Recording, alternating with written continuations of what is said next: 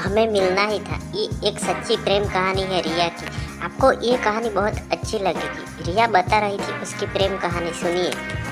मैंने उनको कभी नहीं देखा था, नहीं कभी विदेश जाने का सपना देखा था। मैं तो बस आगे बढ़ना चाहती थी, पर माँ पापा मेरी शादी करवाना चाहते थे। एक दिन मैंने भी गुस्से में आकर कह दिया कि अगर आप लोगों को मुझसे इतनी ही परेशानी है तो कर दो मेरी शादी, लेकिन इंडिया में नहीं, कहीं और, जहाँ मैं आप लोगों से कभी न मिल सकूं। बस मेरा हाँ कहना था कि अगले ही दिन हमारे घर पर एक बुआ जी मेरा रिश्ता लेकर आ गई, वो भी विदेश से। मैंने भी गुस्से में हाँ कर दी। लड़की के बारे में बिना कुछ जाने, बिना कुछ देखे, और तो और मैंने फोटो देखना भी ठीक नहीं समझा। माँ पापा ने बात आगे बढ़ाई तो पता लगा कि लड़का डॉक्टर है हॉलैंड में। अगले हफ्ते लड़के वालों का फोन आ गया। मन बहुत डर रहा था कि एक तो लड़का डॉक्टर, मेरे से बिल्कुल अलग। मैं तो पत्रकारिता डॉक्टर थी और वो दिमाग का, दोनों का कहीं भी मेल नहीं था। ऊपर से बिना देखे हाँ कर दी थी। ये भी न सोचा था कि वो काला गोरा या फिर लंगड़ा लूला तो नहीं है।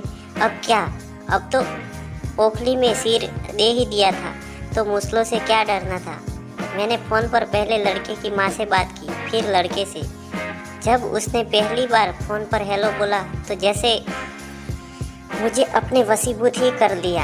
आगे उसने क्या कहा मैंने सुना ही नहीं। उसकी आवाज़ सुनते ही जैसे मेरे मन का डर कहीं छूमंतर हो गया और मुझे उसी समय उससे प्यार हो गया। फिर 6 महीने तक हम दोनों में सिर्फ फ़ोन पर ही बातें हुआ करती थी या फिर ईमेल, लेकिन हम दोनों ने अभी तक एक दूसरे को नहीं देखा था।